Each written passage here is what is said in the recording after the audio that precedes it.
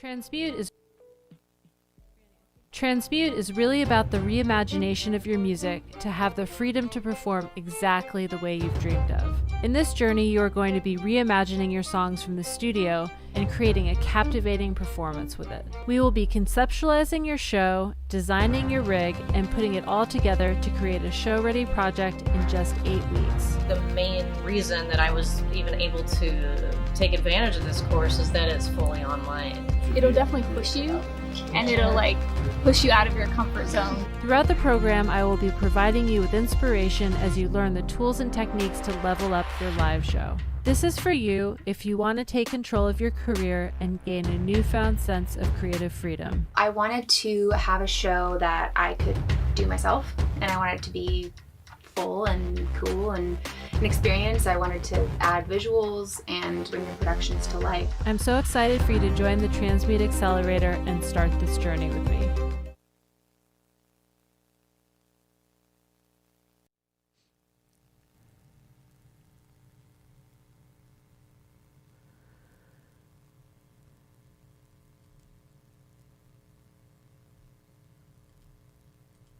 All right. Yes. Are we live? I think we are. Hello, everyone. Welcome. Oh my gosh, it's so amazing to see all of your beautiful names in the chat. Thanks for joining me. Oh my gosh, I love seeing where you all are from. I see a lot of transmutants in the house. I see a lot of familiar screen names in the house. I see some Master Trackians in the house as well. I see my family in the house. So welcome. Thank you so much for being here. My name is Laura Escade, and if you're not familiar with me, I'm an artist, I'm an entrepreneur, I'm a live show designer, and my passion is everything having to do with live performance. I spent many years touring on the road with artists and doing television shows and all of the things. And a couple of years ago, I decided that I wanted to create a program to transmute.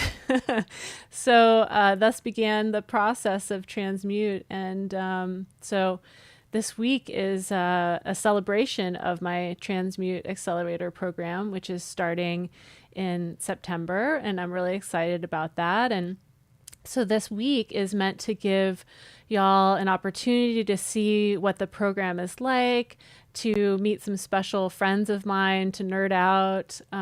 So it's going to be an incredible week, and I'm just super honored that all of you have signed up for this and are taking time out of your busy days to spend time with me and my friends. And so for those of you that are interested in the Transmute Accelerator, I will be talking more about it at the end. But first, I wanted to just ask anyone, did you do your homework? Did you receive the Transmute Morning Journal? I would love to know if you could type in the chat if you received the journal. And if you did the exercises this morning. And so I'm actually going to flip to page 3, which is the ENVISION day. So today, I try not to bend the pages because they're so pretty. Today is ENVISION. So every day this week we have a different theme. And so I'm going to talk you through some of my processes and things that I use to help transmute my own artistry. I would just love for those of you that did the homework, or even if you didn't, if you were able to wave a magic wand, what would your performance or live show look like? So if you can put that in the chat, you didn't even need to do your homework. You can just put it in the chat now. If you could wave a magic wand, what would your performance or live show look like? And obviously right now we're doing a lot of live streaming. So what would your live stream look like? I'm curious to know.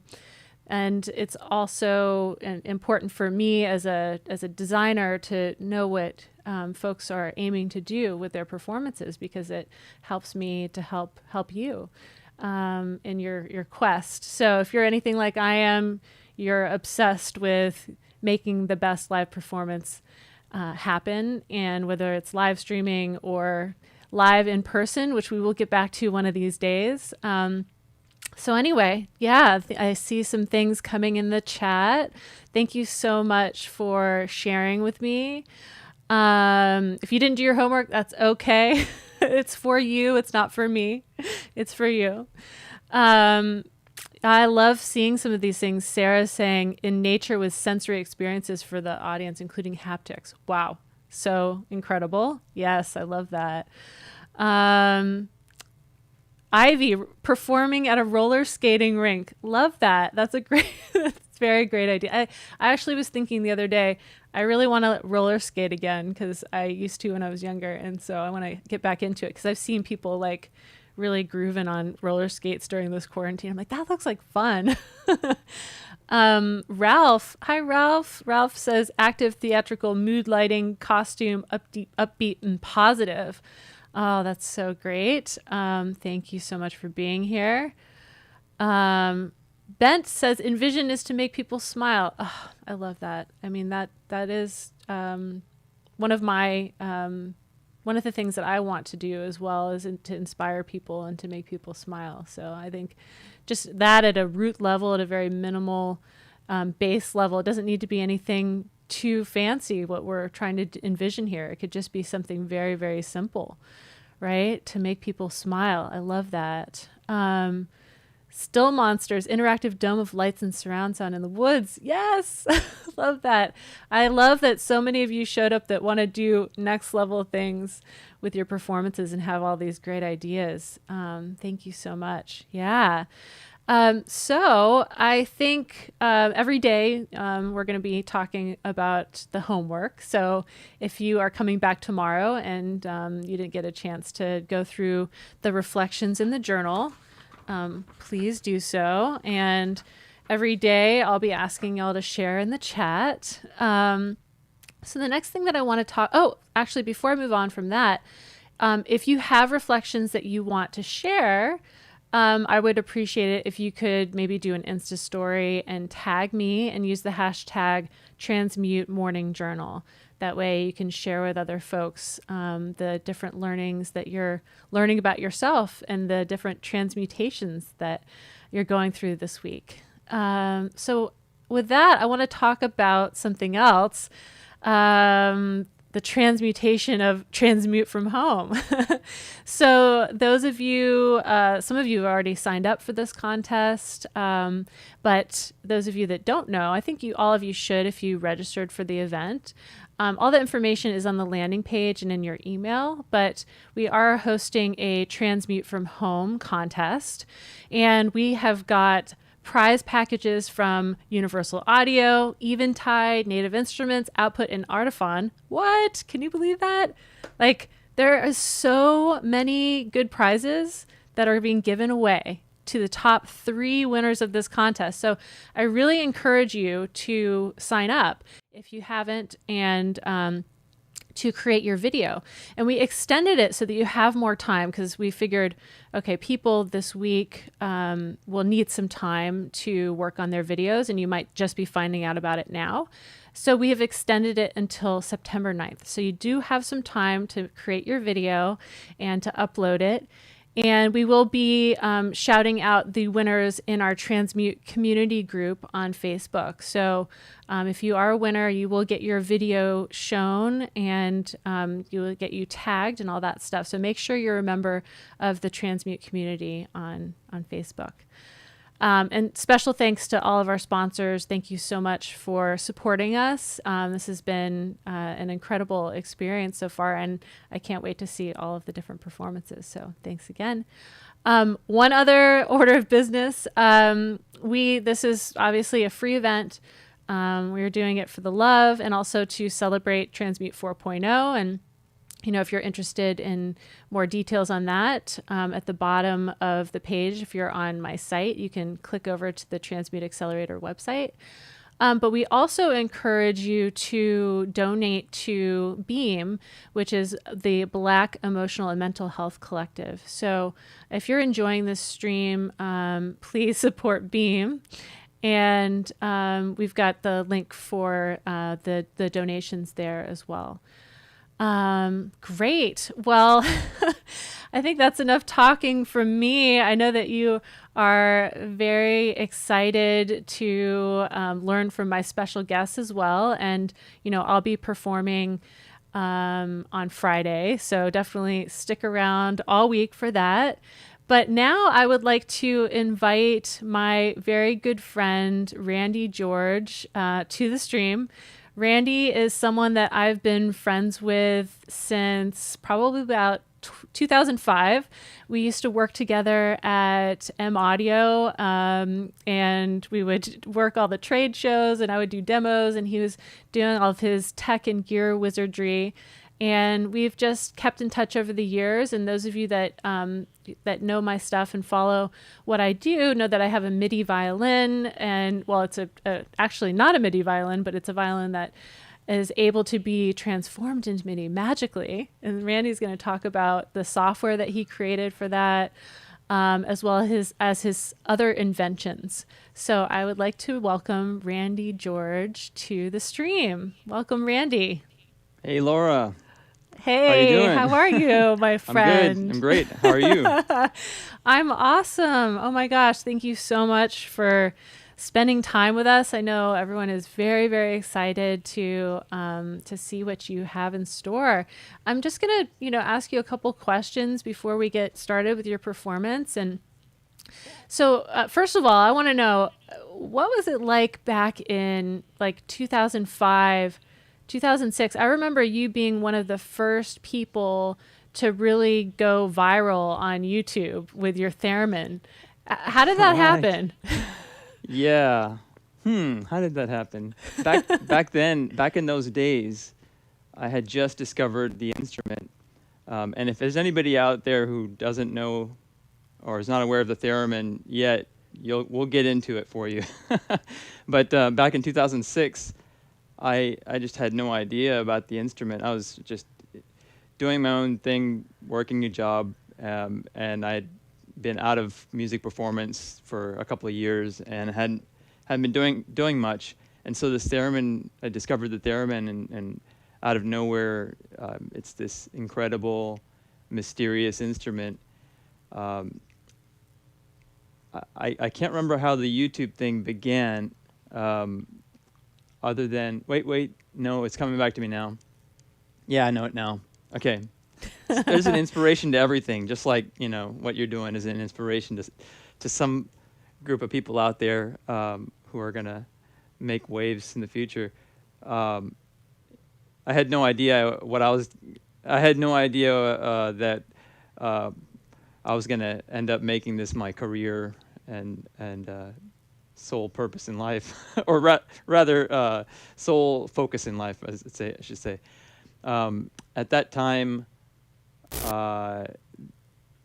when I first started playing the instrument, I discovered there was a video making contest, much like this thing that you got going on, and I decided to enter with a little Theremin video, and this was, I believe, was sponsored by VH1. Does anyone remember that, VH1? Back in the day. I'm sure VH1 is around still, but VH1 was a TV show, y'all.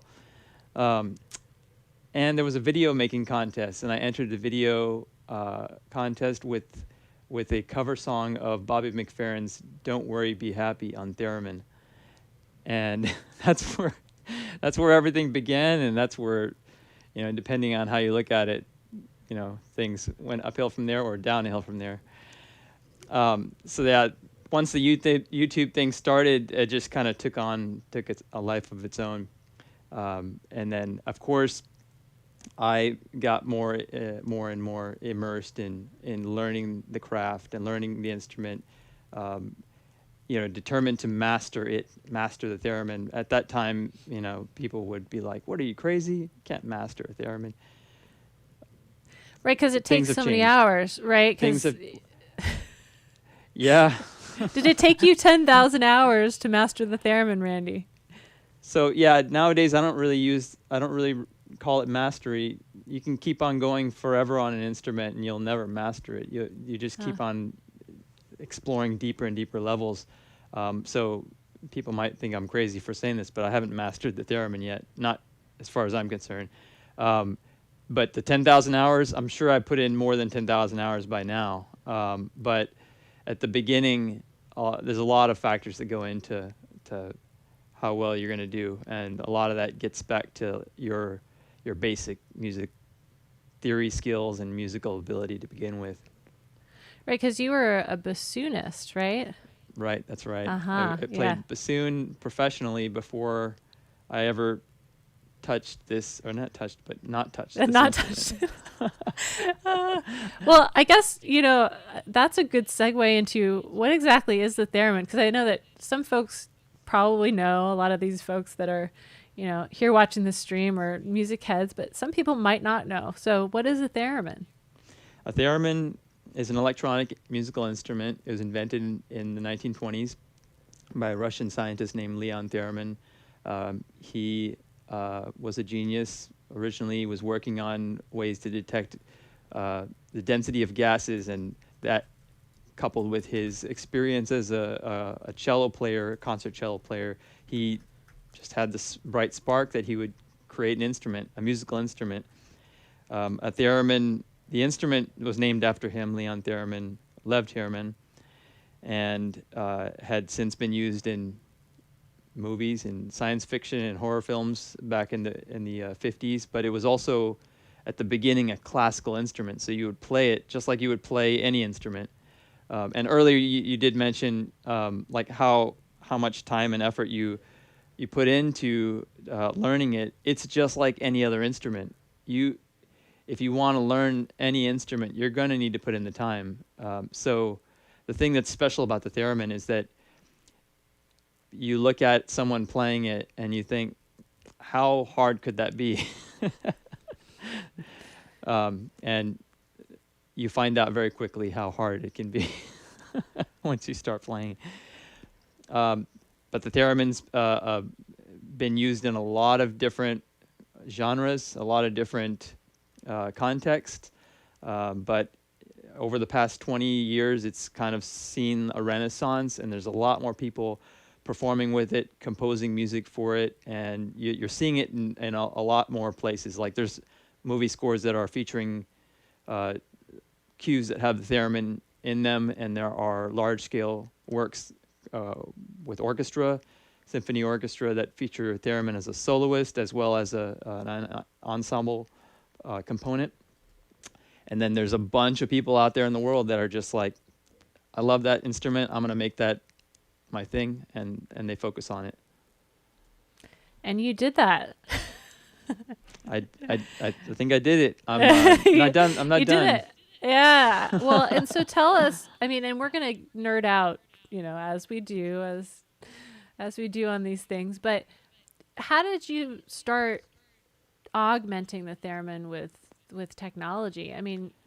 How did that begin for you? Because I don't feel like anyone has done it to the level that you have. So, I don't think most people are smart enough to create their own software or have the time to invest to do that. So when did you start to think, hey, it would be really cool if I made my own software for this?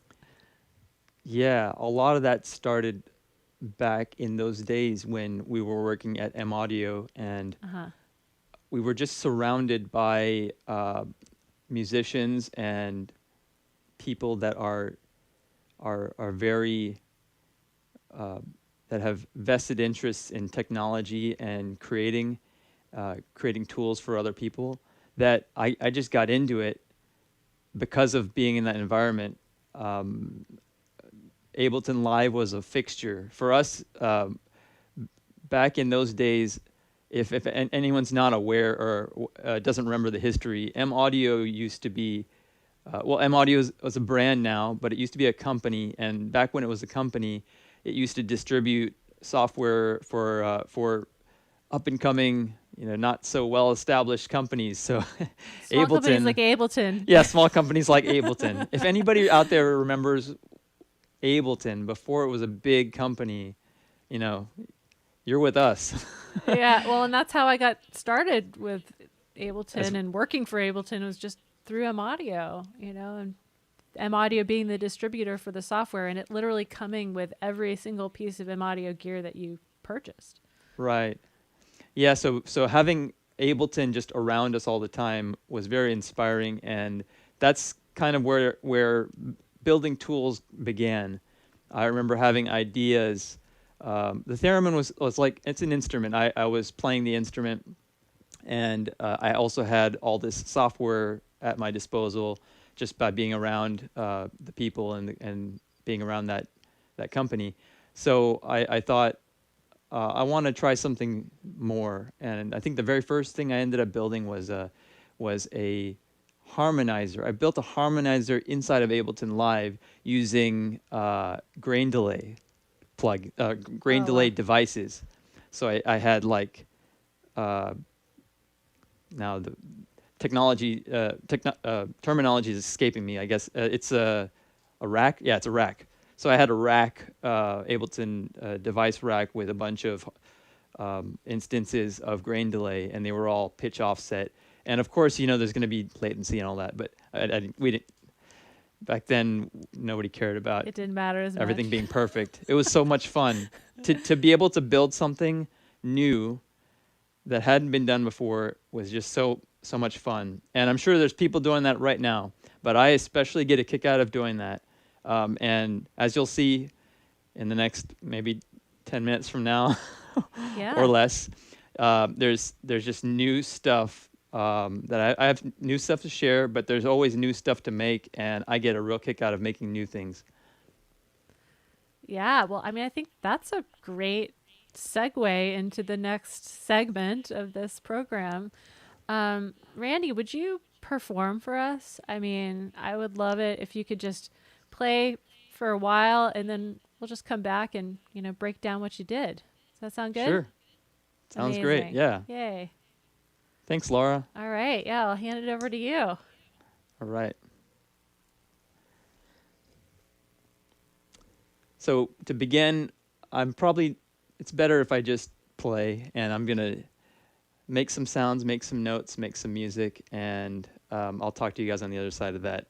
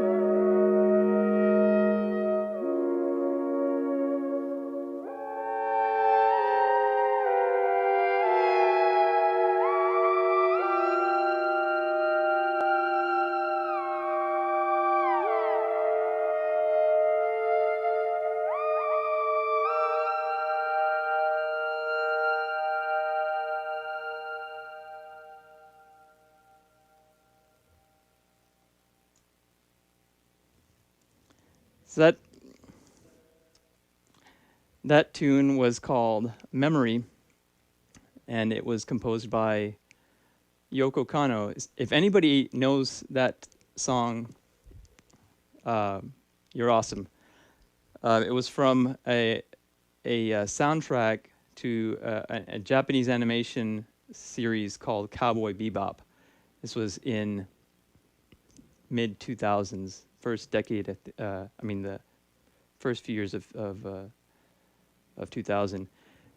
And I love the composer Yoko Kanno. She's one of my favorite composers, and there's tons of music she's written for lots of different instrumentations, or orchestrations, and that piece was originally written for a music box. But I love the song, and I thought I could rework it, and I wanted to play it on the Theremin.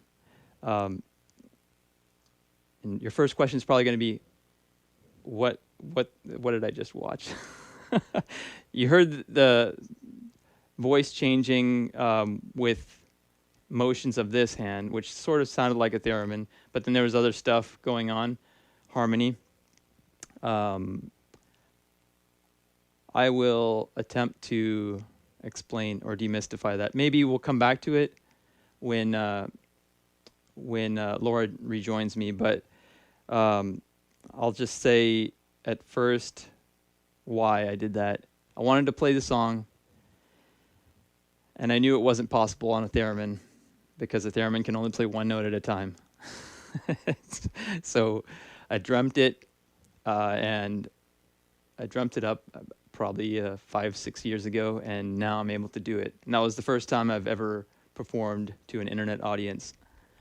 This thing, I call it the Polythereminium, and we'll get into why I call it that when we're back with Laura.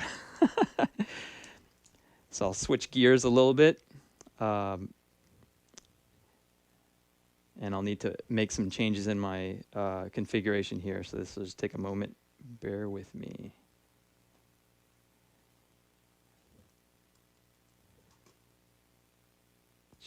Checking.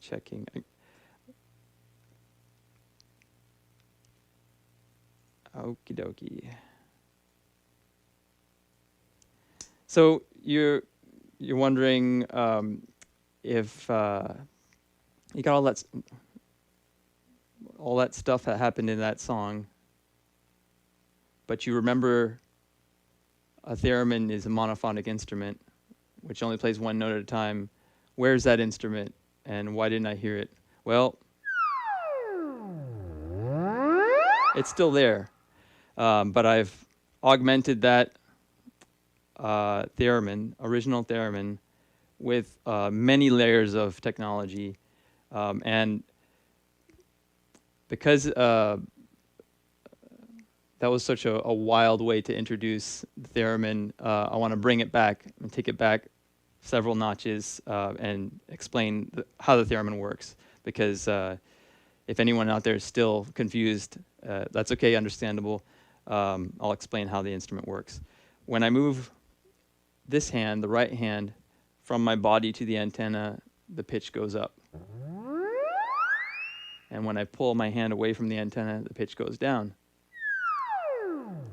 And the other hand controls loudness. So when I bring that hand up and hold this hand still, the amplitude or the loudness changes.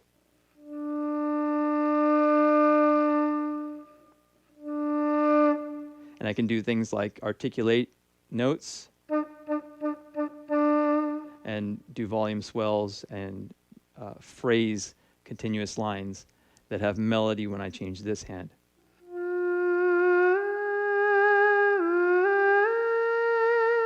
And this hand, I can shape the notes with vibrato by doing a shake.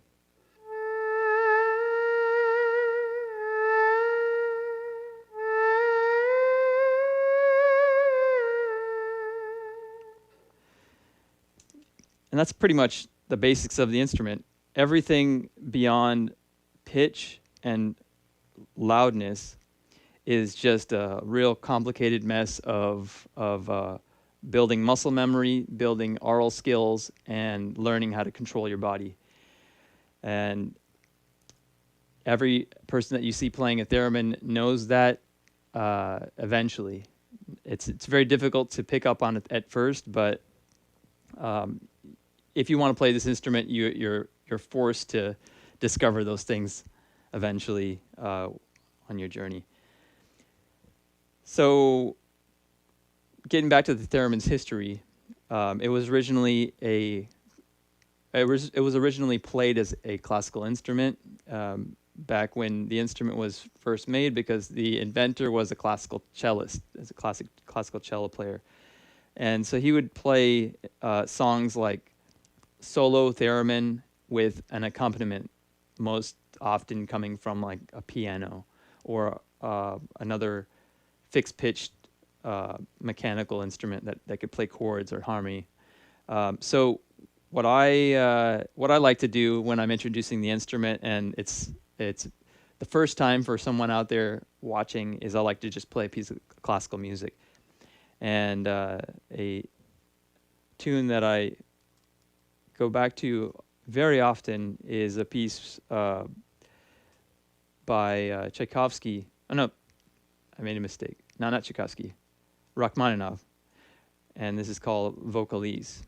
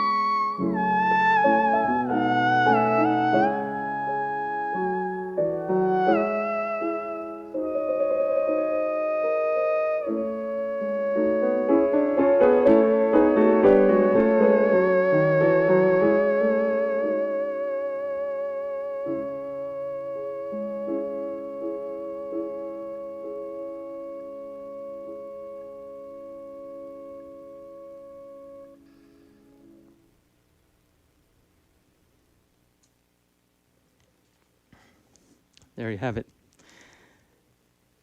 So every time I finish playing a piece of classical music, I want to just stand there still and kind of enjoy the moment, that peaceful feeling at the end. You can't do that. I can't do that now on a live stream, because then everybody, all you out there, be like wondering what's going on, and if I'm all right. I'm all right. There's so much more going on with how the theremin is played.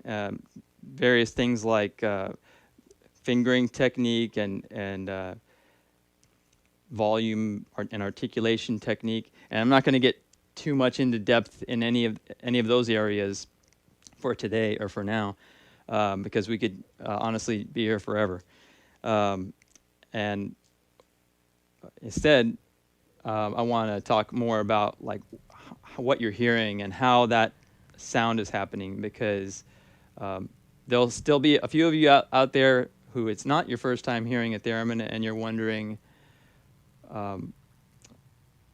how the theremin sounds like it does, because I've never heard, you might be thinking, I've never heard a theremin that sounds like that. And you'd be right, there is no theremin that sounds like this. And in fact, and we're going to dive deeper into this thing, it's not the theremin that you're hearing. You're hearing a completely different instrument. So big reveal. Hey, Randy, can I just want to jump in for a second before we move on to the next part? Can I ask a couple questions from the chat? Yeah. Yeah. Okay, sure. great. So one question, this is actually from my mom. What kind of physical and mental disciplines do you need to stay in alignment to play the theremin? That's a good question. Disciplines of all kinds, but when I first began playing the instrument, of course, there was a lot of questions which I sought answers to and didn't find them for a while, but I was wondering what I need to work on. What's the most important thing to work on? Some of those things people that play the theremin will not find for many years, but I do everything myself. I'm self-taught, completely self-taught on the theremin, but I took the time to figure out what all those things are, and there is a lot of people playing the instrument wondering what you need to work on and what's most important. And now, 14 and a half years later, I can tell for sure like what's important and what's not, because I've weeded out all of the myths, or I've sussed out all the myths and misunderstandings, and kind of distilled the process of learning the instrument. But body stillness is by far the most important factor going into playing the theremin and developing any kind of technique. And the reason that has to do with its physical, it has to do with the physical interface. It's not to do so much with energies and being in sync with the instrument's energy or anything like that. It's easy to think that there's a ball of energy and I'm a ball of energy and we're interacting, but everything about the theremin can be broken down into a science. In this case, the theremin is a big, weird shaped or unusual shaped electrostatic interface, an electrostatic interface. So I know there's a lot of people out there that say there's electromagnetic fields and the player moves inside and outside the electromagnetic fields. I don't explain it that way. It's electrostatic fields because these are essentially variable capacitors. That's the same thing as, it's the same technology fundamentally as your smartphone's touchscreen is a capacitive touch sensor, except in this case, there is no touch, but it is detecting changes in capacitance, which is your body's and well, not just your body, but the instrument's bodies, all bodies' ability to hold a charge. And when I move into and away from this playing area, that potential or that capacitance changes. And because that's the case, and you break it down into science, because we're here to nerd out too. I decided I'm not gonna hold back. No, no. Yeah, don't hold back. But I know that you have a lot more to talk Yeah, about yeah, too. yeah. There's so a lot of stuff. We'll get some more questions in a little bit, but I just wanted to ask that one while we were on it, and also It's good. It's my Good mom. question. Hi, Mom. Thank you. Yeah. So can you play some more for us? I'll play some more, but what I wanted to do is kind of dive into a little bit of. How about I play a little bit more with some tricks I've got built Some up. new things. Okay. Yeah. So Do that. the thing you heard earlier was new. What you're hearing. Mm-hmm. What you're hearing from the theremin is something new as well. That's doesn't sound like a theremin, and I'll get into more detail in a bit.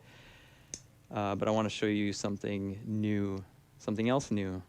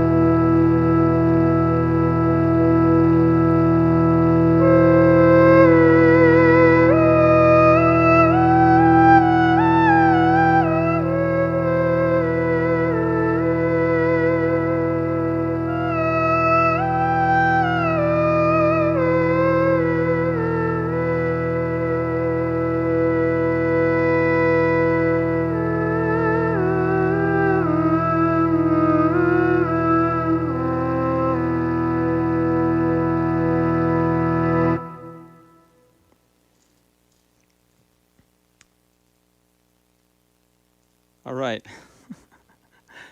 Enough of that. What's going on there? I have built a way to essentially capture notes that I play on the Theremin. And okay, now we're about to jump down into the rabbit hole. Prepare yourselves. What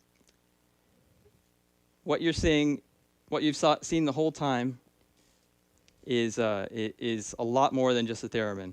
And what I'm doing is I'm playing the theremin instrument, which generates a monophonic audio signal. That signal is being passed into my audio system. It's a computer audio interface going into my Ableton Live session. But actually, before it gets to the Ableton session, or as it's getting to the Ableton session, it's going to another destination. This other destination is a pitch tracking, real-time pitch tracking software I wrote called Midi Merlin. Midi Merlin is taking the theremin signal, converting it into high-resolution, low-latency Midi in the form of MPE. That's the new standard, newish. It's been actually around for a long time, but it's starting to show up in modern instruments and software.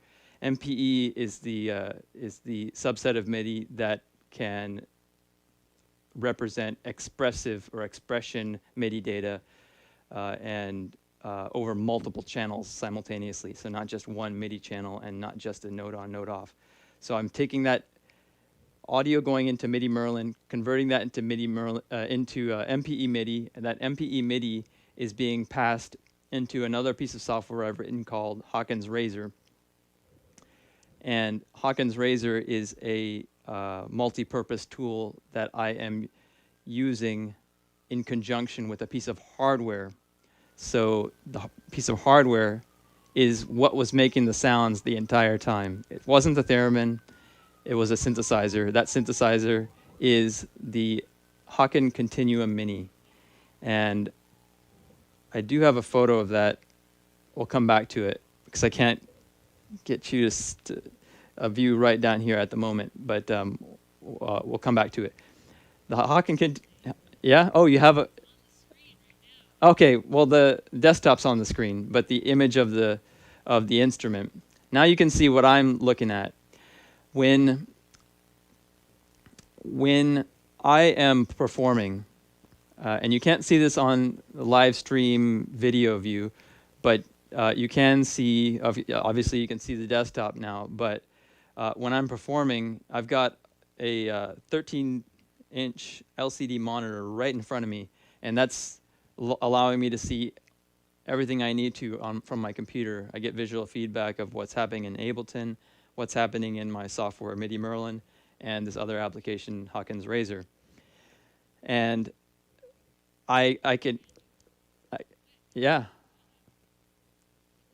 The view of that on the screen so that folks can see the big version? Blow it up, and all right. you can see, you can see what's going on. So when I'm looking at this screen, I'm getting a lot of information.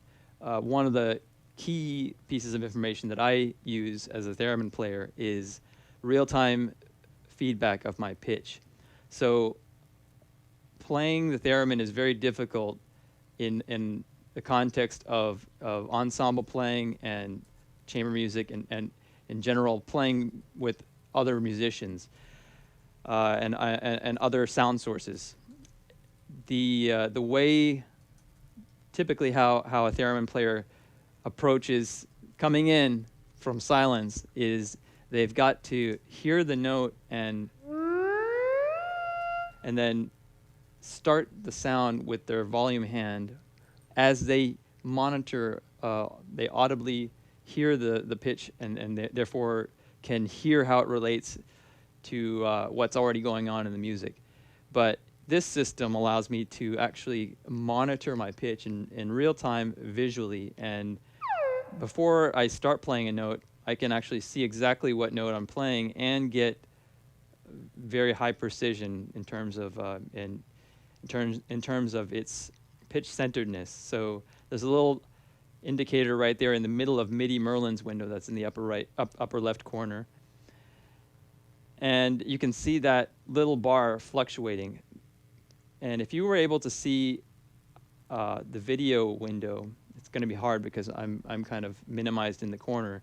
But I'm moving very, I'm holding as still as possible. But you still see that meter moving.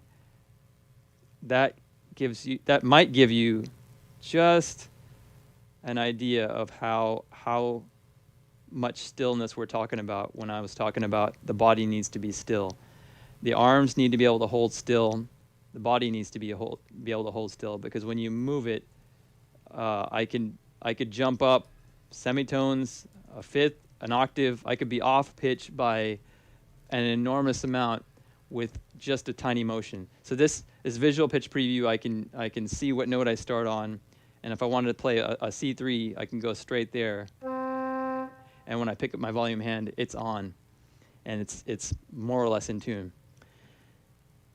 So getting back into this deep dive here, Midi Merlin takes that audio, converts to MIDI, MPE MIDI. That gets sent to Haken's Razer, the app, which manages MPE in a voice allocator. So I have access to multiple channels of MPE MIDI, and in the sound, in the tune the thing I just improvised, where I'm able to capture notes, I was piping individual streams of MPE MIDI to the output to the Haken Continuum, which handles and communicates over MPE.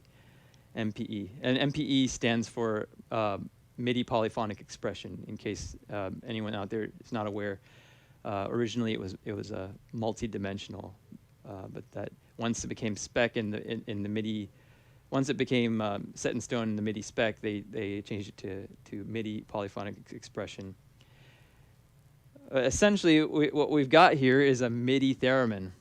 I don't go around telling people how to play the MIDI theremin because it's so much more than that, and so therefore I've dubbed it a completely different name. It's the Polythereminium, which is a polyphonic theremin and continuum in one. It's a hybrid instrument. And with that polyphonic, with the ability to perform polyphonically on the output, I can put in things very constructively into the system. And what you just heard was something called sostenuto. So if I want a note, and I want to hold that note, and it's in tune, I just hold it. I decide I want to hold it, and I hold it. And I could actually turn the theremin off and walk away if I wanted to. I'm not going to do that. And that note's sustaining, but I don't want it to sustain forever. So I've got a way to release the note, but I also have a way to change its amplitude and pitch over time, which, brief segue, takes us into another direction, and we'll come back to the audio, but it may not take too long. And that's this thing. What is this? It's a wireless Bluetooth controlled wireless Bluetooth ring controller. That's what it is. It's the Z1, made by me. So it's the Z1 ring controller. This is a completely custom project I developed over the course of a year, I guess. Or maybe it didn't take that long to build it, but it's been about a year and a half since I've finished it. It's made up of 2 rings, can detect momentary switching. There's 6 buttons, 6 momentary switches on this ring around my index finger. And then this square-shaped ring over here has inside it a motion tracking sensor, as well as a touch-sensitive button on top. And that touch-sensitive button, if you can see the little light that turns on there, you might not be able to see that because of how much light there is in the room, but when that touch sensor is pressed, it enables the motion sensing. But this gets back to, what I want to create with the Theremin, what I want to create with music, and what I want to perform. So I wanted a Theremin to sound a lot more like anything that I could dream up, and therefore I developed Midi Merlin to help me convert that Theremin signal into a much more complex and just more enjoyable sound to perform with. I wanted to be able to take a note that I hear and hold on to it, capture it. So I needed a way to input into the system, and therefore I needed a controller to do that with. And normally you would think, well, why not just use a foot pedal? But that gets back to the other problem, or the fundamental problem of the Theremin, which is body stillness. How can you hit a foot controller if you need to hold your body still, this absolute stillness, in order to get pitch precision, pitch accuracy? So, one thing leads to another. And I came up with this solution to put the controller on my left hand. Now, some of you out there are like, that's so cool, I want that, gotta have that. Well, you can actually get something, not exactly like this, but super close, which is the Genki wave ring. I'm certain that Laura is into it, and if she I have hasn't... one. Oh, you have one, yeah. So if she hasn't talked about it, learn about that instrument. That's superb. It's a marvel of technology.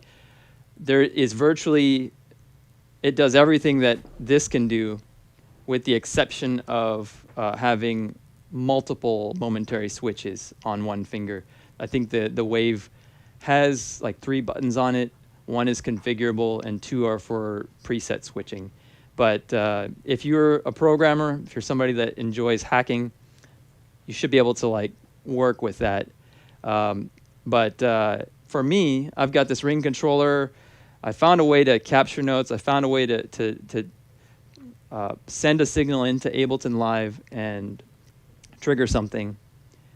But that's not enough.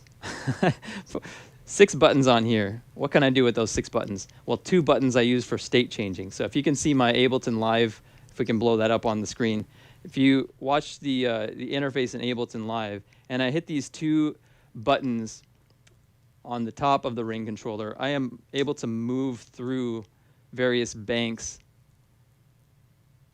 inside Ableton Live, and I can see visual feedback of what state I'm in. Down at the bottom on the bottom right side of the screen, you see this custom interface that shows me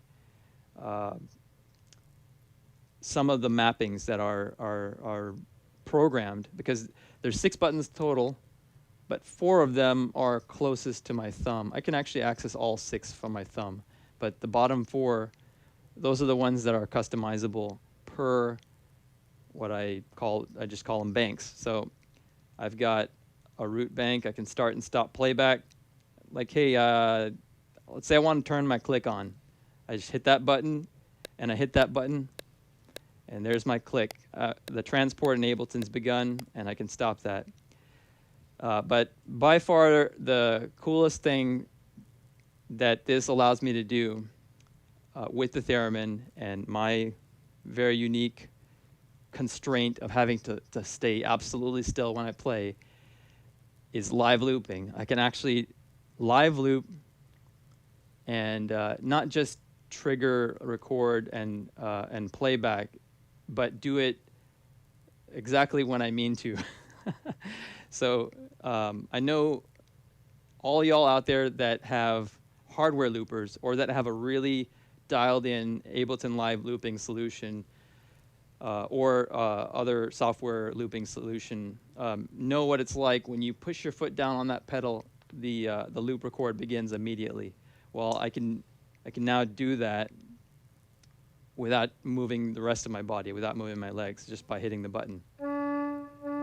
And just to demonstrate, I'll use my voice. So I'm getting into vocal percussion. I wouldn't call myself very good at this point in time, but I'll just start off with a little closed hat. And of course I need to switch off my click, which I turned on earlier.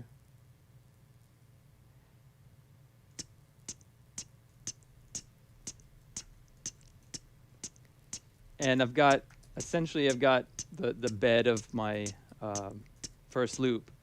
And if you can see the screen, you can look at the bottom, rather the lower left side of the screen, and you see my looping interface. I use a looping software called Super Looper.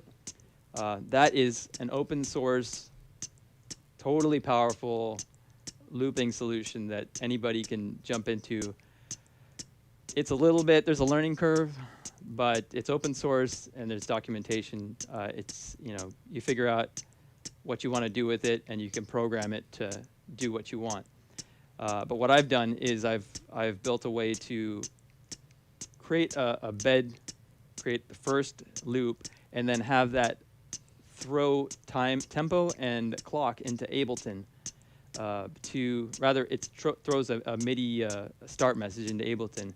From that point forward, Ableton's got control of the clock, and it's got control of the time, and it's sending MIDI clock back to Super Looper. So that when I want to record the next loop, I just push the button again, and I'm overdubbing.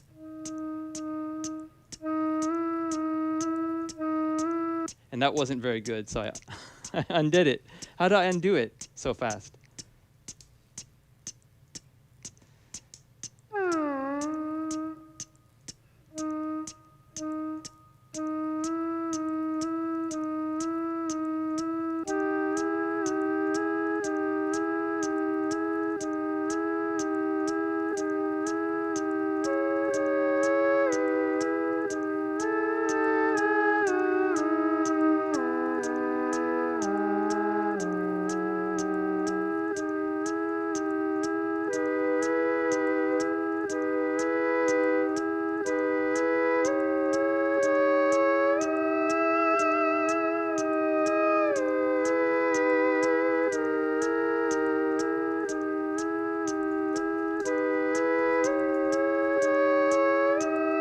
And I want all that to stop. Just stop. And I've, of course, mapped another button to stop everything. So yeah, just in the middle of that, I was able to switch from the first looper slot rather to the second one and record a loop that is just a multiple of the first, because I'm synced to, at that point, to the Ableton Live master clock or master transport. But the coolest thing about this setup is that I can be confident that that anything I do in live that's tempo synced will just be in sync with this thing, because I'm no longer using Super Looper's. Super Looper is no longer in control of time. Ableton's in control of time, so that allows me to do all kinds of fun stuff. I'm not going to be able to get into, but let's jump back to what we were talking about before. I'm taking you all in different directions, but that's this system. And we took a break with this, which is the wireless ring controller. And this allows me to do so many things. But in terms of control, that's what that allows me to do. But still, it's not enough. I need more. And so I've got another controller I'm wearing, which is the Nintendo Wii Remote. Crowd favorite, fan favorite, well, controllerist favorite. Which reminds me, the title of this talk, this presentation, is Motion Controllerism. And so I've got a shout out to the guy that kind of started this, at least on record. The first time that this became a phenomenon was sometime in the 2000s, where people were making custom MIDI controllers and instrument controllers, and that's Moldover. If you don't know him, I'm sure you all know him. He should be like a household name in terms of the scene of electronic musical performance craft. Yeah, we've actually had Moldover all 3 semesters of Transmute. All right, yeah.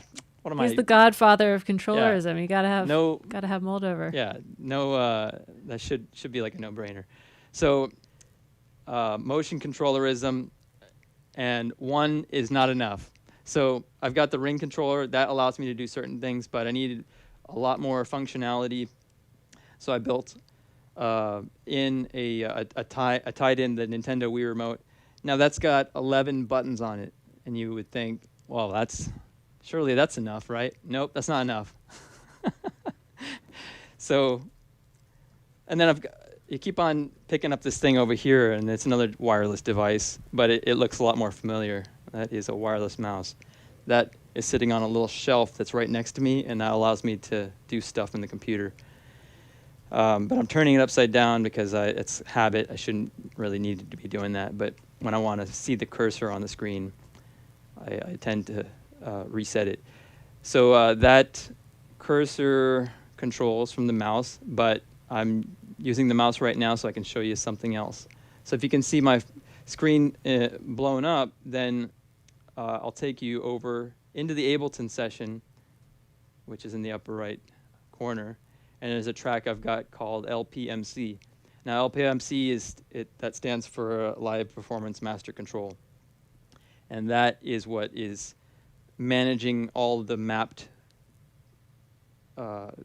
assignments, MIDI mappings of the ring controller.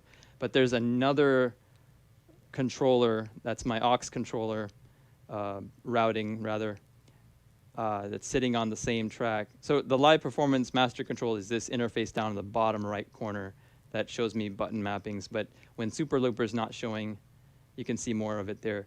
When I push a button, I get visual feedback of that button. So I was currently just recently in the Super Looper L1 mode. But there's a couple other looper modes where I was using Ableton. I can turn off and on reverb. Boop, boop, boop, boop, boop. And Haken's Razer control was the bank that I was. Oh, that's better. Using for the sostenuto control. And just a moment, just for a split second in there, you're like, oh, that sounds terrible. But then it didn't. Well, how'd that happen? It's because there's another button there's another function mapped to one of these buttons, which is to auto-tune voices. Now, I don't want to take too much of a detour here, but LPMC, and then there's the aux. So the Wii Remote doesn't have enough buttons. I mean, it has 11 buttons, and that's not enough. So, oh crap, I just launched Max. Bad habit. Hopefully it doesn't bring everything down.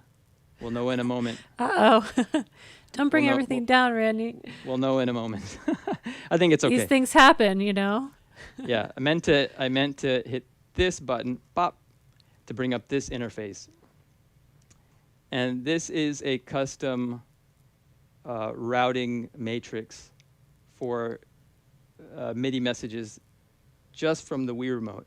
So there's 5 banks of 11 buttons. And so that's probably enough, right? You think that was enough. It is for momentary switching. So that's where I end the momentary switch journey. You can see in some of these mappings, I've got some MIDI notes and CCs already programmed. So for instance, in the bass profile, I can also turn off and on reverb. Various things. Here's a cool one, which somebody will bring this up later because I'd be happy to talk about later, and that is this is super nerd feature right here. Okay, let's say I got my let's say I've got a plugin open on an Ableton. In an Ableton track, it's not open. It's minimized in the plugin space right there. But I want to see its interface, and I can't see its interface. And if I want to see its interface, you know what to do. You got to hit the wrench. But I'm tied up with other stuff in the moment, and I want to just open the interface. I want to open the GUI, right? So I've got a button that launches an Apple script that does a watch me do automator function. I'm sure some of y'all out there know the automator. And that navigates the mouse over to the wrench icon, opens it, or closes it. And all I have to do is hit a button. And how convenient. But the coolest place where I need that is, where it's most useful, rather, is when I have to access reverb. And but reverb's on this track somewhere deep in the session. I don't want to use the mouse to get there, so I just switched into the effects mode of the Wii remote, and I hit the same button, and boom, there's my reverb. Some of you might be familiar with Comet. Comet is made by Polyverse Music. Absolutely stunning reverb. Like here is the sound of the reverb. I'm not going to go too much into it, but when I switch to a different preset, doo, doo, doo, doo, doo, doo. Ka, ka, ka, ka, ka, ka, ka, ka. When you switch back and forth, between presets, they morph. The reverb tails and the room's shape morphs over time. And there's nothing else that does it quite like Comet. So you need to get it. You just need to get it. There's no, don't even think about. It's just a matter of when. You just think about when you need to get it. All right. So reverb, automating stuff with button presses, and I've got the button controller, and I think I have enough buttons for now. But is it really enough? No, it's not enough. I need to have more control. So back to the main story, which is I'm using the Theremin to control the Haken ContinuuMini. But the ContinuuMini is this synthesizer instrument, and it's got a whole bunch of sounds in it. And I need to be able to access those sounds. Well, you probably put the pieces together already by now, but there's this interface. That's what another purpose of Haken's Razer is, and that is to access the library of sounds in the ContinuuMini from your session view or from your instrument without touching the buttons and without having to navigate with button clicks. And you can if you want to, but I am a Theremin player. My hands are tied up at the moment. I need to be able to change stuff. So I built a new controller, and that new controller is temporarily not working, and now it will.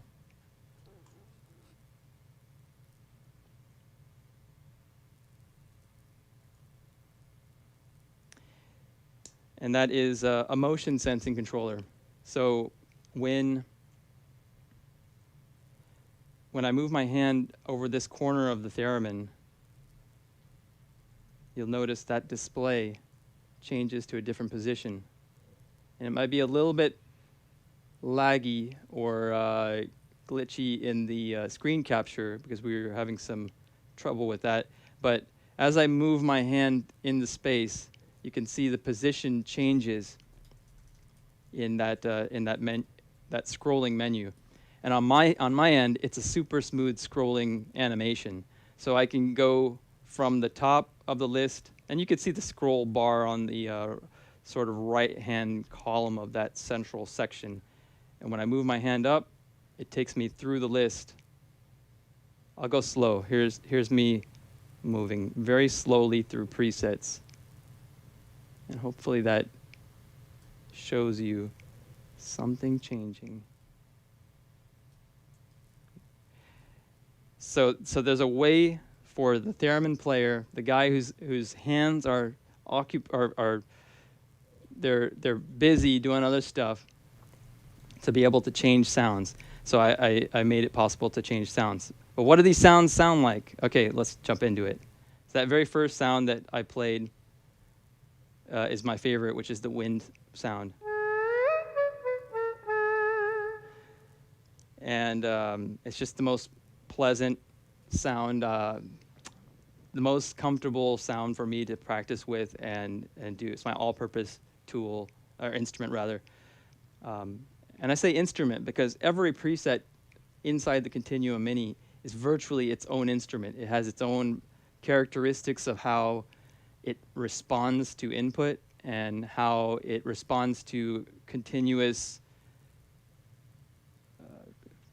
how it responds to the MPE Midi information going into it continuously. So every sound in there has its own special stuff going on, and each one of these sounds is custom made by a real person, in the Haken audio community, and highly recommend the Haken Continuum and the Haken ContinuuMini. But even more so is the full size Haken Continuum fingerboard that senses multiple touch. That is really, I think it's the perfect instrument. It senses touch in 3 dimensions, and it actually predates all of the other MPE stuff. So nowadays there's MPE musical instruments. They're available to the masses, and they're affordable. You got the Rolly instruments, you got Sensormorph, you got Jouet, you've got Madrona Labs, you've got the Linstrument. You can pick your favorite direction you want to go and performance style and find an MPE controller. But everything comes back to the Haken Continuum, which is a multi-touch, kind of soft neoprene surface that senses X, Y, and Z information for every single finger touch. So the sound library inside that instrument is what was attractive to me, and that fortunately is available to people in a much lighter price point, much less cost hurt price point. And that's why I've got the ContinuuMini, and I can't set up the full-size Continuum because I don't have space. The ContinuuMini is perfect because of its size and how well it plugs into my system. And let me just jump to that right now. This is what my system looks like. That's what it looks like in schematic form. But what it looks like down on the ground is this. So I've been pointing there down on the ground. This is what I've been pointing at. It is a road rig comprised of a lot of different things. It's a kind of a double-decker control box. Houses interfaces, USB hub, the computer, wireless mic receiver, various things. But there you get a couple shots. And then there was a shot where you see the front of my Theremin. And maybe you could see a close-up for a moment of the motion sensor, which is on the upper right corner of my Theremin. And actually, I'll show you what that looks like from behind the scenes, which is this. So this is side view, but kind of behind. And you see the device here. This little guy is made from an Arduino Nano and a time-of-flight sensor that senses distance over a throw is basically 3 centimeters to about 30 millimeters to about 300 millimeters. And that's only basically in this amount of space. But it's only reactive to when my hand's directly over the beam. When I move my hand inside the beam, if you can go back to, I'll go back to the view, and if you can show my desktop, you can see me moving. So there's the mini view. If you can put my mini view on the bottom corner, awesome. Hey, shout out to the master video controller, Jules Jensen, up in Massachusetts right now, like juggling all this stuff. Yes. Shout out Jules. Helped We're out gonna do so much. It's ridiculous. He's the wizard. We got a couple wizards in the background here today. So thank you so much, Jules. But when I move my hand up from the point where I break the beam up, allows me to scroll up, and when I go from that entry point down from that, it allows me to scroll down. So there's an offset, a positive or a negative offset. Okay, and you'll think, surely that's enough. You're able to control. You're able to control what preset you're on. But how do you load a sound? Well, it automatically loads. And if it doesn't automatically load, I've got a mode in here that's set to auto load. But I can also just move through the list and it doesn't change the preset. But let's say I like the preset I've stopped on. Let's say I've stopped on this sound called Northern Lights. Actually, let's try something else. Mr. Kite. And I want to load that sound. Well, I just do this. Well, it jumped because I messed up the gesture, but I just do this gesture, and that loads the sound. And if I get visual feedback of the sound, I know it's loaded. I don't have to wonder, is that sound load all right? And then back to the story, back to the core story. There's a guy playing Theremin. He wanted more. He dreamt of playing any sound imaginable without touching anything. And that's where the story basically comes to the Haken ContinuuMini. And how do I control those sounds to get a specific sound that I have in mind in that moment? Well, I move through the air with this motion sensor right in front of me. But that's not enough. It was never enough. There's another mode in here that allows me to have zones in the control zone space. So I've just switched modes, and now when I move my hand in the space, I've got visual feedback of the preset that's about to load, but it doesn't load. Why doesn't it load? Because I have to exit the beam area of the motion sensor. So here's a cool sound that I had loaded. It's called Wind Beach. And you can see the interface updated, the sound loaded, and various other things changed in the background, one of which I'll come back to in a moment. But here's what Wind Beach sounds like.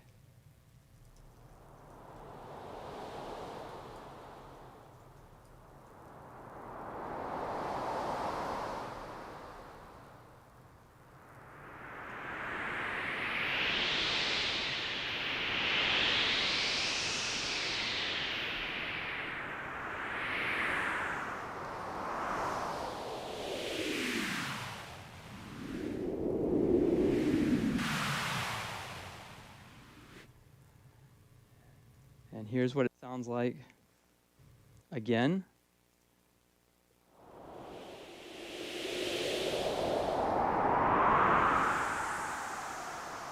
But something's changed. What's changed?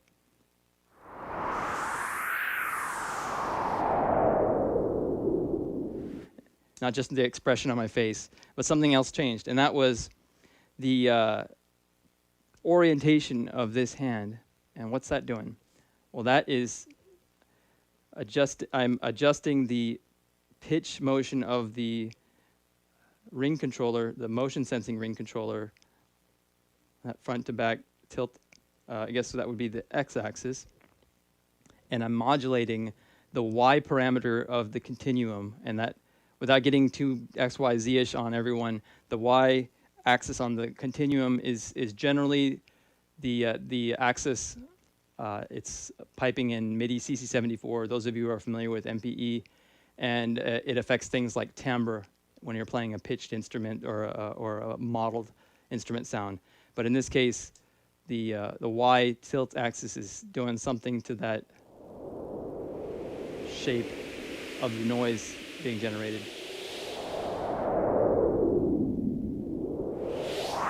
And I have access to the full pitch range. Got it. Yeah. I just realized after I got a heads up on my system that I wasn't showing you the camera angle I'm looking at right now.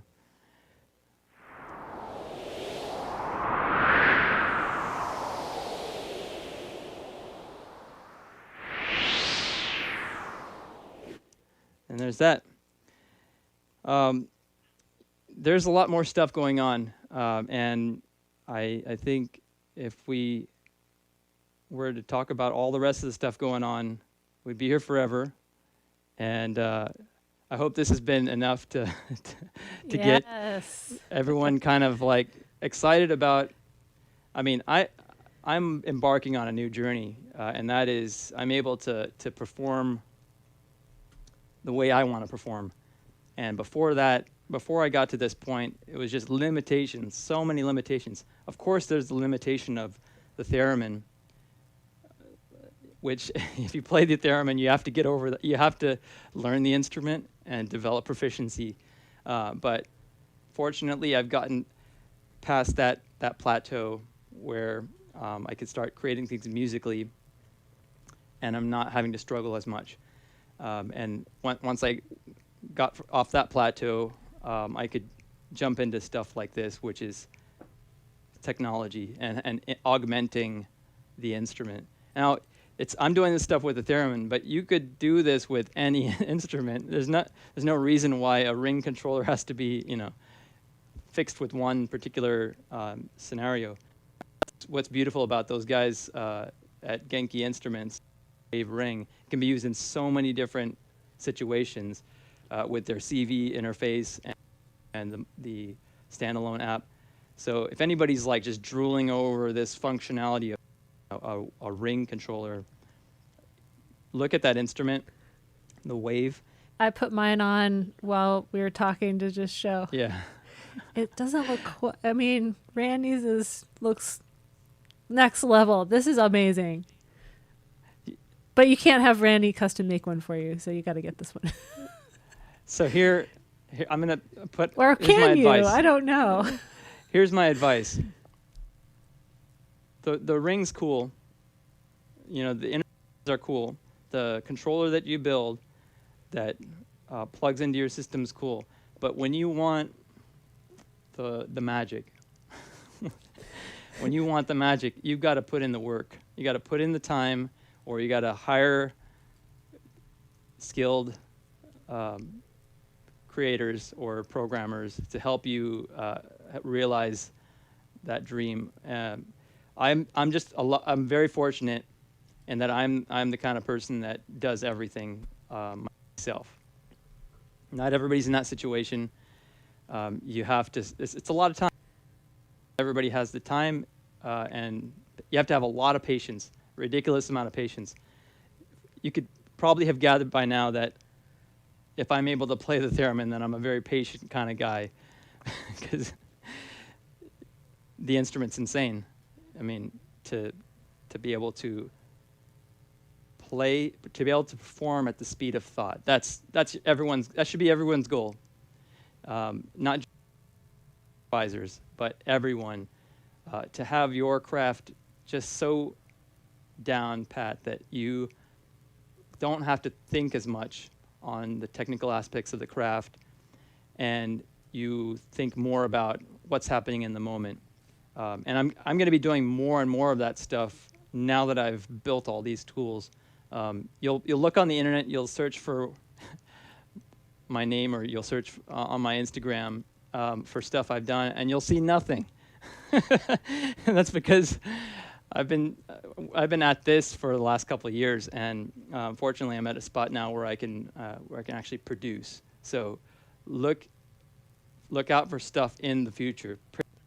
Now, there's going to be a lot more. But yeah, getting back to making what you want, making what you envision a reality, you got to put in the time.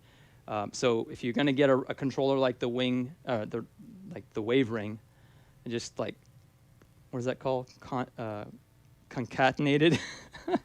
my brain did a concatenation of wavering in that moment. Anyways, I'm speaking to nerds here. We're in good company, right? Okay, so Definitely. I think I'm not going to talk too much more. I'm not going to go on my wild rabbit hole spelunking adventure anymore, and we'll come back to discussing things with Laura. But I really appreciate the opportunity to share this stuff, because it does take a special type of event and a special kind of environment to be able to talk about this level of stuff, this level of detail. And you do kind of have to be the right audience. This is not for everybody. This is for you. It's for you guys that are tuning in, that or excited to tune in anyway. And for those of you and those of my friends that are out there just tuning in because they wanted to see what I'm doing, what's up? But come back later and I'll actually perform, not talk so much. So thanks a lot. Thanks, Laura. If you had any questions, or if anybody else had questions still, I'm happy to answer. There are several questions. Well, first of all, just that was mind-blowing as usual. And, you know, I've been friends with you for a long time. It's been great to see your artistry evolve. And you envisioned it a long time ago and as the theme of the day. And I feel like you had this vision and you made it come into fruition. I mean, you really put the time and effort into doing it. And, you know, for those of you that are nerds, I mean, there's a lot of different kinds of folks that are tuning in. There's folks that are maybe on the start of your journey with music technology. There's folks here that have been in my Transmute program that have been doing this. And, you know, so this is kind of, he's speaking your language. But regardless, it's just getting started with the technology, you know, just getting started and having a vision of where you want to go with it. And then, of course, that vision changes throughout your pathway. But, you know, I think it's really just inspiring, Randy, to see everything that you've done, you know, to see all the hard work that you've put into this. And that's one of the reasons why I wanted to feature you in this masterclass series, is just because I feel like you're so underrated. You know, I feel like more people should know about you. And I think what you've been doing is you've been spending the time and energy to put all of this together. And now you're like ready to, you know, put it out there into the world and fly. So, you know, I know that a lot of these folks will be, you know, checking out your socials. And like you said, there's not a lot there now, but there's going to be. So be on the lookout for Randy. And, you know, of course, those of you that are interested in diving deeper into all this stuff, please check out my Transmute Accelerator program, because we go down the rabbit hole for 2 months. Transmute is really about the this is just, reimagination of you your know, one little excerpt of what we do in the program. Anyway, I want to ask a couple questions from the chat. There's a lot of good ones. Gloria wanted to know, can it be configured the other way around, right, left, easier for violinists who do articulation with the right hand and pitch with the left? Oh, you're talking about the theremin. The theremin, okay. yeah. Hey, Gloria. So, yeah, there are theremins that have been built to accommodate the other direction. They're typically known as a left-handed theremin. They exist. They're harder to get. They have to be custom made. But the instrument I play, I should probably mention, is no longer available. It's a discontinued model from Moog Music. It's called the Etherwave Pro. This is, many thereminists agree this is the most playable instrument in different respects, but I think it's the most playable and the best of what was available at, you know, when I started.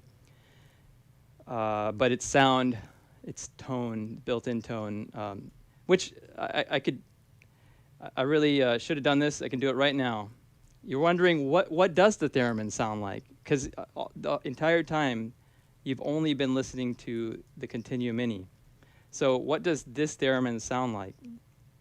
Well, this is what it sounds like.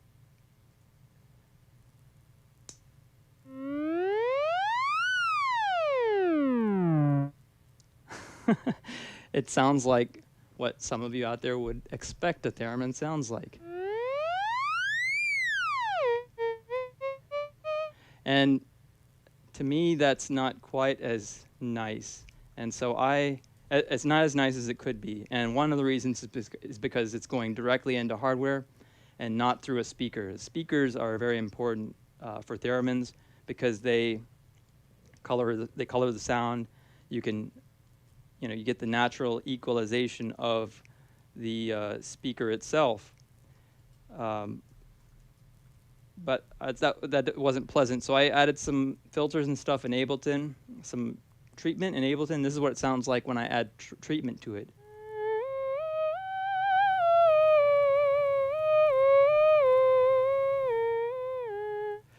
But that's a little bit nicer, but that doesn't quite compare when compared to this.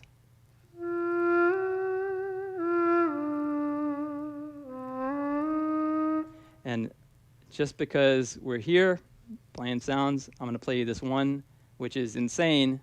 I really should have played a bunch more sounds, but that's an invitation for you to come check out more of my stuff later. Listen to this with some reverb.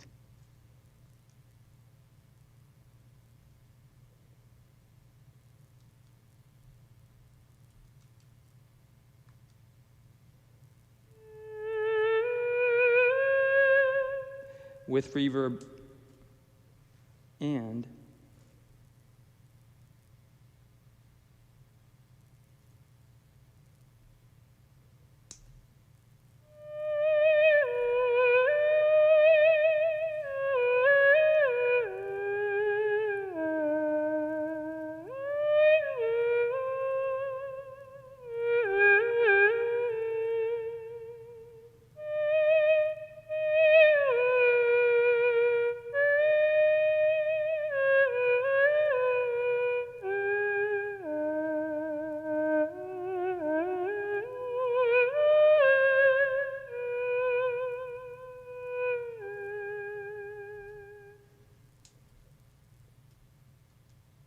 very cool. Beautiful.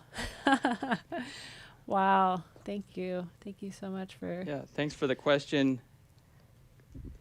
Seek and ye shall find. Yes, yes, yes. All right, I'm going to do one more question. This is from Marcelo. Hi, Marcelo. Is there any playback happening? Beats, other harmonies, etc.? He doesn't see any clips in there. Huh. Yeah, good question. I don't, at the moment, use any playback. Everything is happening in real time live. But you might have a good memory if you were listening at the beginning of the stream, or at least the beginning of the performance, because it did sound like I had accompaniment, right? Yeah. Well, I didn't even talk about it. But I'll show you real quick. So there's a mode in Haken's Razer. If you can look at my desktop screen again, there's a section I've built into Haken's Razer that allows me to take a Midi file. Okay, so the answer to the question is there are no live clips happening in live, but there is some prepared stuff happening, but I am performing it in real time. I'm performing it live. So I've got this thing in Haken's Razer called the Step Sequence Harmonizer. And in there, I was able to drop a Midi file with chords. And those chords get triggered along with the voice that's happening in the right hand. I'm controlling with the right hand on the theremin. But the amplitude of those voices is being affected by the volume hand. And I'll just play a couple chords, and you can maybe put the pieces together on what's happening. So here's that.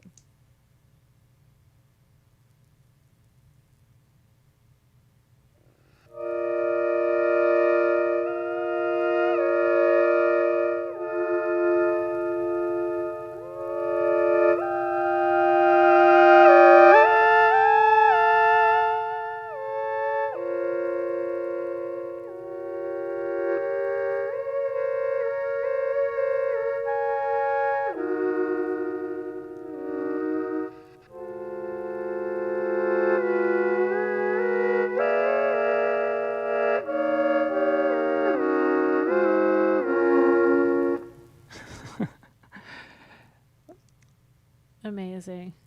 It was a dream, another one of these dreams. Like, why can't I mean, I know the answer to why I can't, but the question is, how come I can't play more than one note on the theremin? Well, I say it's not a limitation, it's a challenge. And I took on that challenge and built a harmonizer inside of Haken's Razer that I control the sequence of using the motion sensing of the ring controller. Wow. And it's all happening in real time.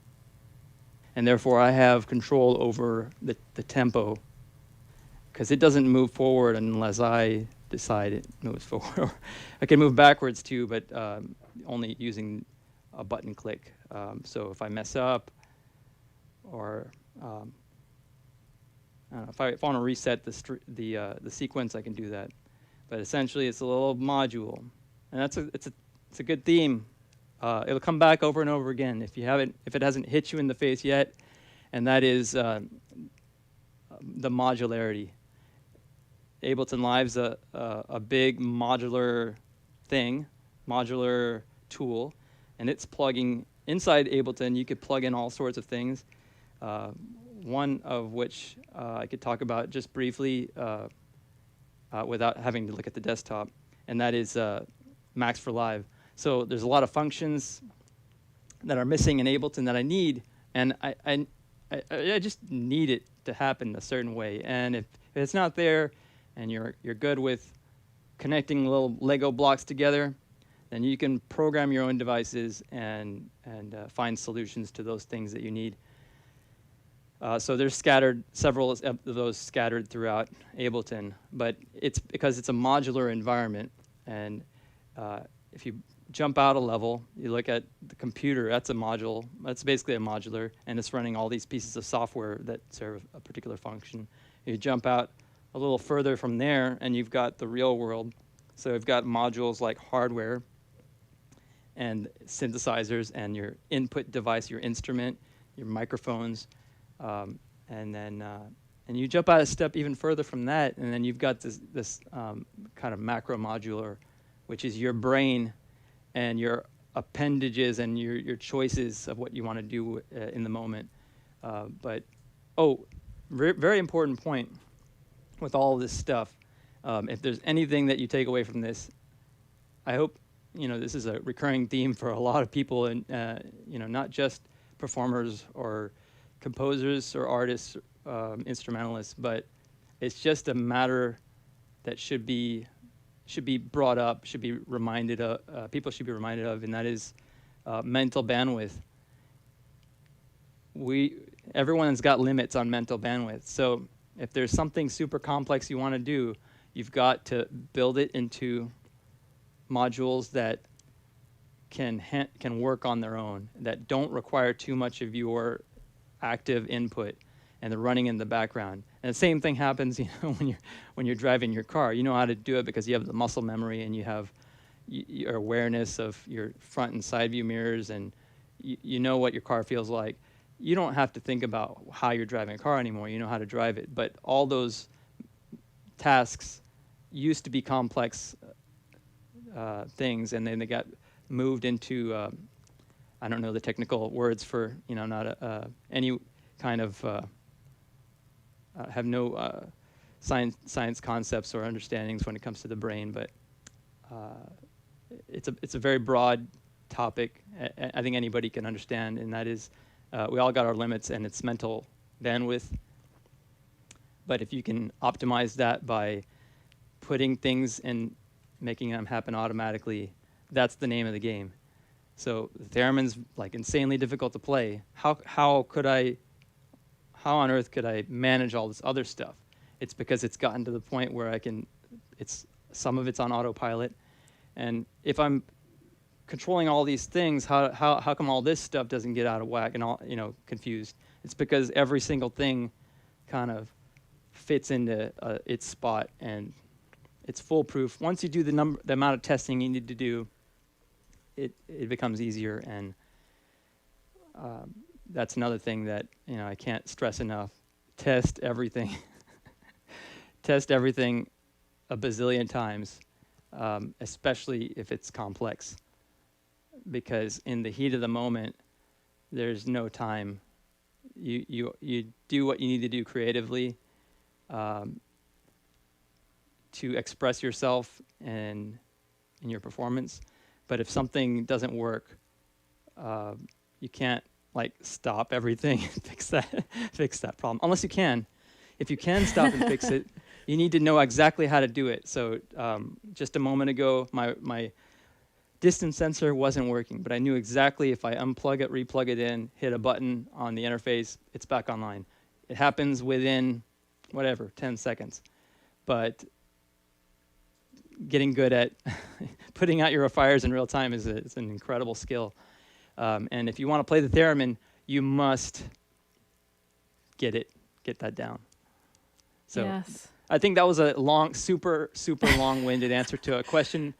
That was great. Which I already forgot. No, it doesn't matter. It doesn't. I mean, that's all. Okay. That's all great. I think you did answer the question, which is awesome about not having any clips. But I love the tangents that you go on, because it's important. You know, it's important to point these things out. And, you know, kind of to your point about preparing, we met 4 times to get this flow right. I mean, we've been meeting with each of the performers this week just to dial in, and, you know, because we wanted things to be high quality audio. We wanted things to be high quality video, to be able to watch in HD, all these different things. And we were meticulous about it, you know, and we spent the time. So it's just important with anything, you know, once you figure things out. I've learned a lot since the last time I did this event, you know, back in April or whatever it was. And so we just are continually leveling up. And so it is important to learn, you know, how to put out the fires. I mean, right before we were about to go on, there was a couple things that weren't working, right? And we, you know, fixed them. But it kind of reminds me of, you know, being on tour and touring for so many years, and 10 minutes before the show, the artist is like, hey, I want to change this entire thing, or something's not working. And, you know, you just have to jump into it. So, you know, it's a little bit, I guess, easier since we're just here on the internet talking to y'all. But, you know, in a situation when you are in a live show and you need to know what to do, or a live stream and you're performing, learning all of that stuff is really key. And, you know, and that's a lot of what we do in Transmute, is prepare people for all those kinds of scenarios. And we've got a Be Your Own Tech week where talk all about what to do when those scenarios occur and happen. So yeah. Well, thank you so much for joining us, Randy. This is really just such a pleasure to see you in your element. And Randy and I do a lot of nerding out on the side, you know, our own, and you'll see what I'm doing on Friday. We've been working really hard on dialing in my setup. So thank you again for that, Randy. It's sounding really good. And yeah, I'm just going to try some wild things that I've never tried before. So with video and with my Midi Merlin ContinuuMini setup. Yeah, so thank you so much, Randy. I think we can just imagine the virtual world out there, everyone watching this, clapping right now for you. But you're just... I really think you are a genius. I've never met anyone that could, you know, create all of this software and do create as much as you have, and still be very musical and, you know, talented and put it all together. So just have a lot of respect for you, and I really appreciate you sharing your knowledge with our community. Thanks, Laura. Thanks so much. It's very inspiring for me as well to join this type of event, and you know, learning and teaching is totally the name of the game, but as much as you teach, you learn. It's all reciprocated, so I'm learning a lot from the process, but I appreciate, you know, what you're doing, building these programs, and like Transmute Accelerator, and even the idea of getting people excited about this stuff with the streaming event. That's really cool.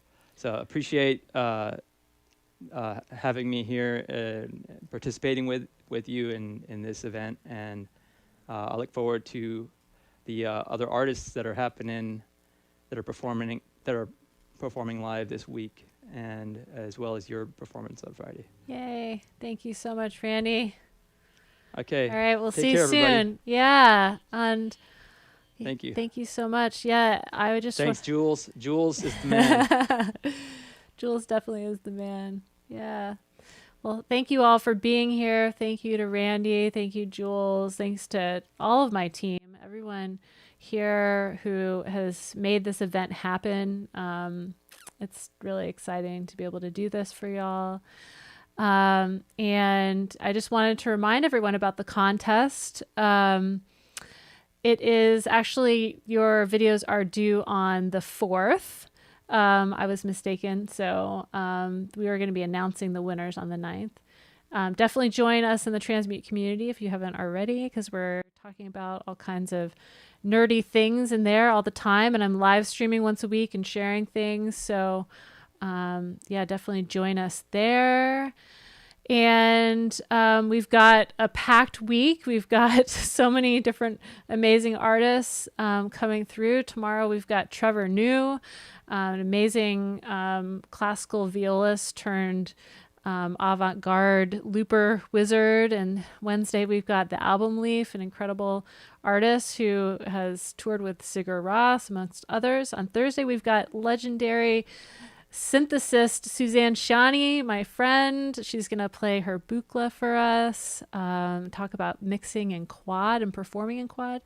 And then on Friday, it's a double header. It's going to be Transmutant Ruby Mountain, who just finished Transmute 3.0, and myself. I'm going to be talking about my upgraded setup and all the new things that I've been working on. So definitely, if you can't join every day live, don't worry, we will have the replays, but I hope you also have gotten your morning journal. And if you have, definitely follow along because I truly feel like the self-reflection and introspection that these questions will lead you to will help elevate your live performances.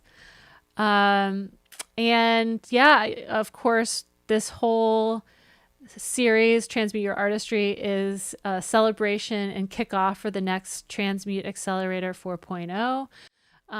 Some of you might not know what that is. It's my 2-month, 8 weeks, actually 9 weeks really, live performance design program. And we've done 3 iterations so far. This is going to be our 4th. It starts in September. So if you enjoyed this week, if you enjoyed today, it's like this week times 2 months. So there's lots of information, lots of guest master classes, lots of transmuting going on. We have a live stream festival at the end. It's a lot of fun. And so if you're interested in learning more about the program, definitely hop over to transmuteaccelerator.com, where you can find more information about what we do in the program. And yeah, I just wanted to say thanks again to Jules Jensen in the background, making all the things happen. And yeah, that's Thanks, Laura. pretty much it. Yeah, thank you, Jules. Here at Shabby Road Command Center. Yes, Very yes, good over yes. here. That was great. Randy is so cool. What a wizard. Yes, thanks. Oh my gosh. Oh, that's so awesome to see your setup. Wow, that looks so cool. Thank you so much. We really made this so smooth for us, so I really appreciate it. Thanks to all of you out there. Much love. We'll see you tomorrow, same time, same place, for day 2 of Transmute Your Artistry. Peace.